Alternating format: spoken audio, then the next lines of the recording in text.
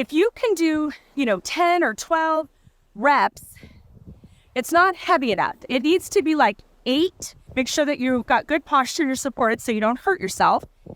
And then your second rep, you should barely be able to get 6. And by your third set, you should barely be able to get 4 or 3. That's when you know you're to that point of stressing the smooth muscle to evoke the metabolism enhancing hormones.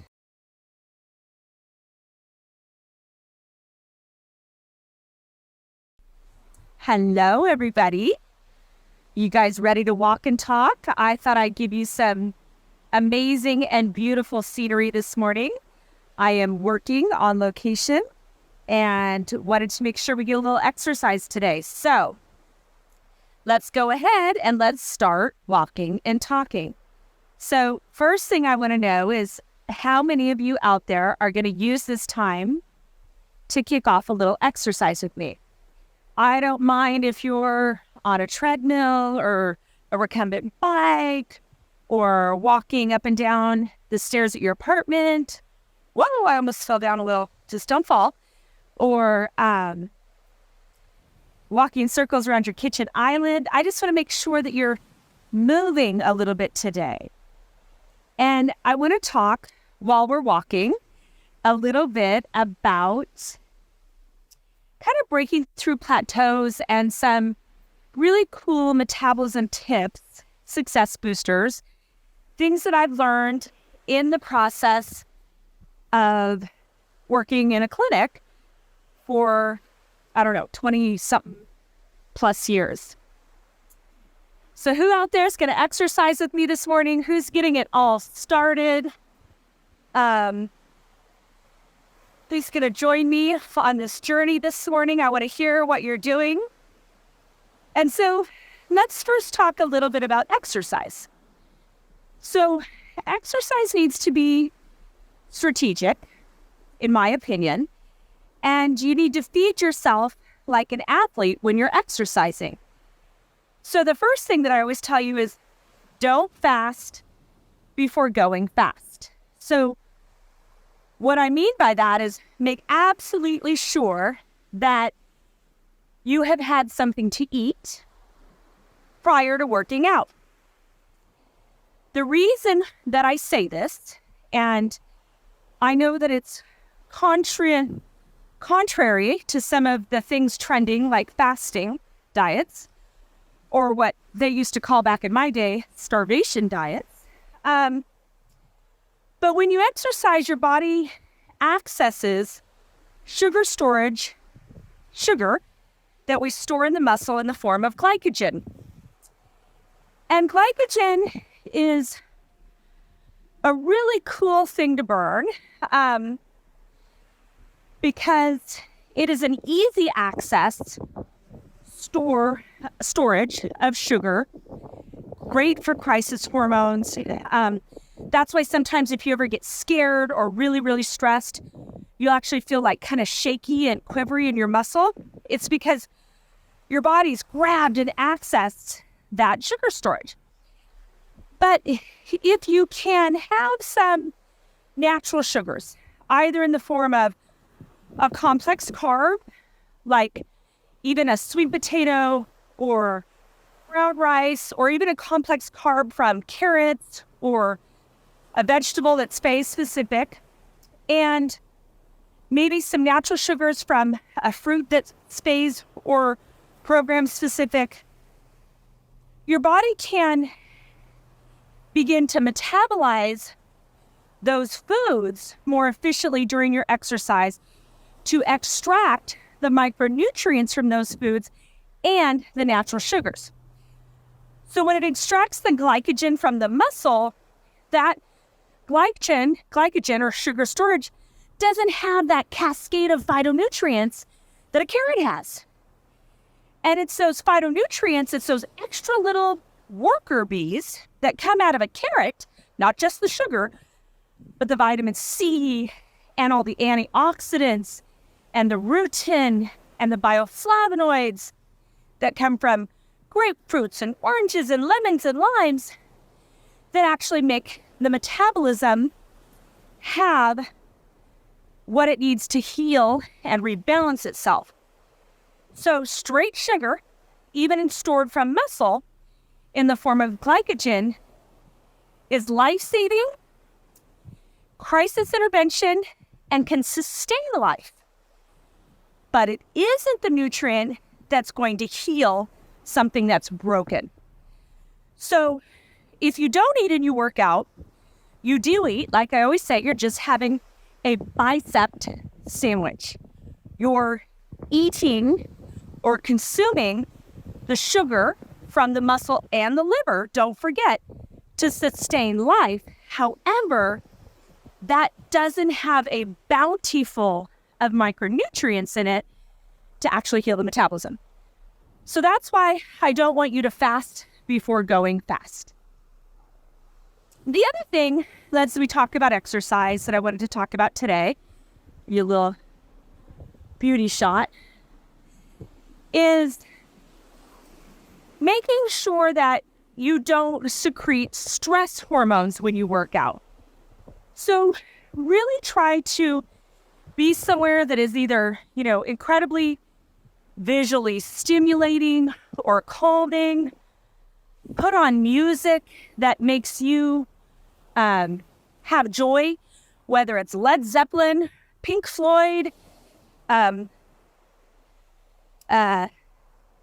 don't care who it is, Gwen Stefani, your favorite country western singer, maybe Miranda Lambert, Dolly Parton, Hank Williams Jr., whatever brings you joy, make sure that you're stimulating visually and auditorily during your exercise process. But that will help you stay in fat burning mode before you stay in fat storage mode when you exercise. It's really good too to check your heart rate through your exercise process. Some people use those fancy watches that do it, or the bands that go around the chest. You can simply use a timer and check your heart rate by testing your pulse also. But ideally, we'd like to keep it sustained kind of under that 35 to 45 is ideal. When you start to get your heart rate, now this is when you're working on healing the metabolism. When you start to get your heart rate above 145, the body signals a little bit of increase or elevation in cortisol.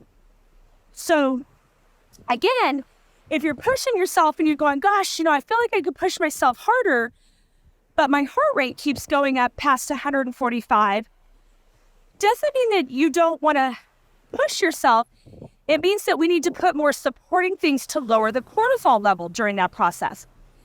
So you can do things like practice alternate nostril breathing for 1 minute in between an intense cardio burst. That is a phenomenal way for me to get people to really push the envelope cardio, but keep their body from turning into the cascade of hormones that stimulate fat proliferation. That's a great one. The other thing is, again, by having something visually calming or auditorily calming that will help lower those stress hormones. How's it going? Trying to visually stimulate a reduction in your stress hormones this morning. So that's kind of tip number 2 when we talk about the metabolism and exercising. The other thing is kind of feeding yourself around the type of exercise that you do. So again, when you're healing your metabolism, let's talk about weightlifting for a moment. I really am always trying to trigger the right hormone cascade when I'm creating a workout and food prescription for my clients. And like I said, as I was working on location right now, this week, it really made me think a lot about what we modify with weightlifting, both with food and the style in which we lift weights, in order to get an increased rate of fat burn. And so sometimes I'll come into a situation and we'll do, our health wish list and our self-assessment questionnaire, and we'll start to create a request for care. And sometimes the person that we're integrating into the team, for lack of a better way to describe it, is actually going to be like a trainer or some sort of a health coach or something. And so we'll start to look at the body and how we want to sculpt the body. We're looking at the physical aspect of the body. And I'm thinking about the physical aspect of the fat cells. And so when I'm trying to really work on modifying the structure of the body, I work a lot with the Metabolism Revolution programs spiced in to the Fast Metabolism Diet. So remember, a lot of us are getting ready to do a week of the FMD supported, where we're all going to do it together starting on Monday. Your homework during that week, I'm giving you guys a little advanced warning, is going to be rereading the Metabolism Revolution book and content and looking at the first half of the book, which is about the Metabolism Revolution program, and the second half of the book, which is Fast Metabolism for Life. Because one thing that I noticed, not just in our community, but with my clients and family and friends also, was that when we have kind of a disruption in our regular life, whether it be a pandemic viral outbreak or civil unrest or heartbreak over things that are going on in our society right now, is that you might feel like you don't have the resources or the tools to stay on an exact program. And that second half of that book gives you all kinds of tools, though, for when life is happening to you and you don't necessarily feel in control of your situation metabolically or for your metabolism. So when we're on the FMD, we're going to actually be studying Metabolism Revolution. And Metabolism Revolution works a lot on the anatomy and on the anatomy of the metabolism, and Fast Metabolism Diet works a lot on the physiology of the metabolism. So one is structure, the other is movement or hormones. So when we're talking about working out with weights, and I really encourage this on phase 2, but I also definitely encourage it on the cleanse, as long as you're also doing a lot of things that promote sweating and movement of the blood and dry skin brushing. But you want to make sure that the weights are heavy enough that you create a little micro tear in the muscle.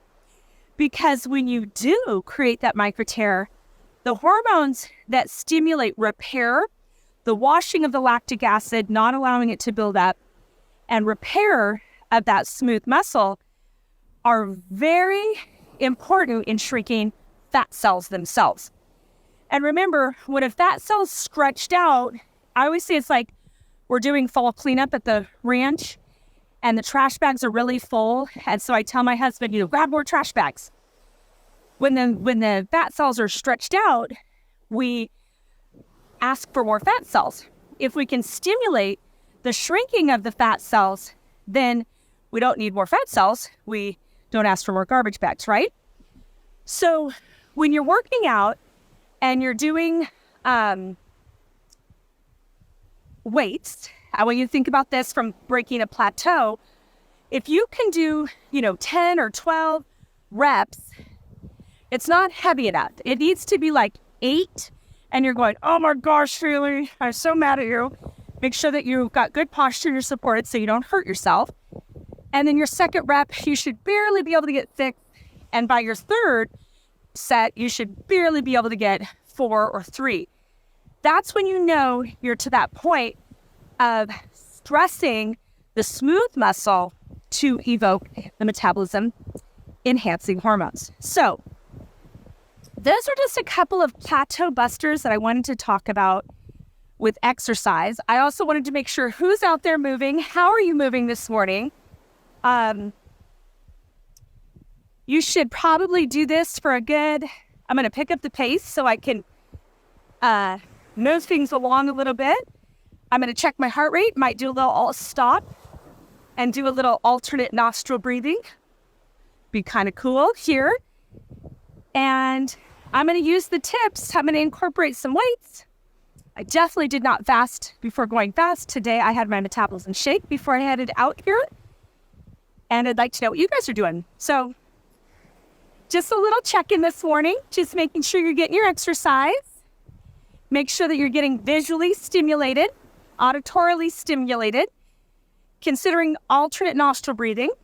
And we're going to also do a little bit of study coming up on dry skin brushing. And especially if you're working on trouble zones, areas that you don't feel like you're scavenging really efficiently, the dry skin brushing tips are going to be amazing and a tool that you can even use pre-exercise to be more efficient with your efforts. All right, guys, just a little check-in this morning. I will see you again, but please, not from necessarily an accountability perspective, but I would love to know what you're doing today to get your exercise in and what you're eating to make sure that you're feeding your metabolism in the process. All right, guys. Talk to you soon. One last little panoramic view, and I'm back. I'm going to book it back to work. Bye, guys.